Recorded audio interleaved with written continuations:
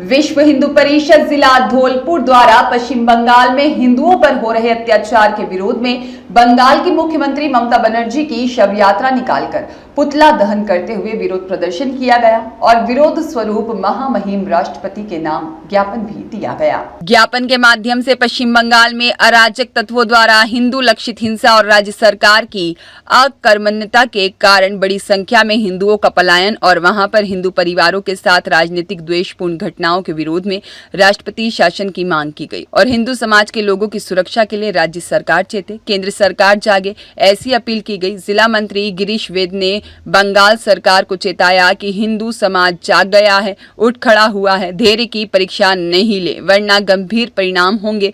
वर्तमान परिप्रेक्ष्य में पश्चिम बंगाल के हिंदुओं की स्थिति और राज्य सरकार के तुष्टीकरण की निंदा की। इस अवसर पर बड़ी संख्या में विश्व हिंदू परिषद, बजरंग दल, मातृशक्ति, राष्ट्रीय स्वयंसेवक संघ, भाजपा, भारत तिब्बत सहयोग मंच, संस्कार भारती, सेवा भारती, हिंदू जागरण मंच, बजरंग सेना, विप्र आजाद सेना और साथ ही राष्ट्रीय जाट एकता मंच के कार्यकर्ता और पदाधिकारी और सर्व समाज के लोग उपस्थित रहे।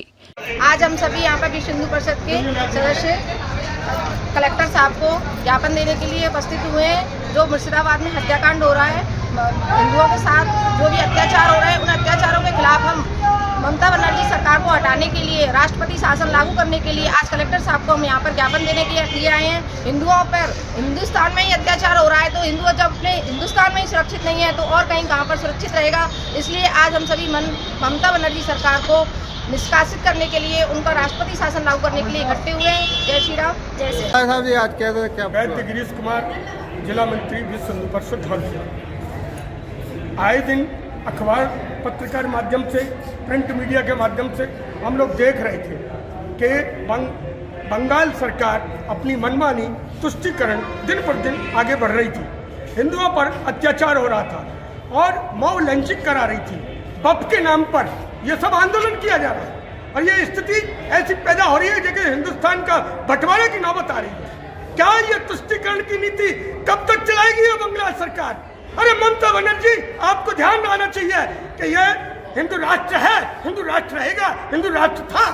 आप लेकर के ये तुष्टीकरण कुछ मवालियों के साथ साथ तालमेल करते हुए आप इस राष्ट्रपति महोदय को और संविधान को अपना स्थान नहीं दे पा रही।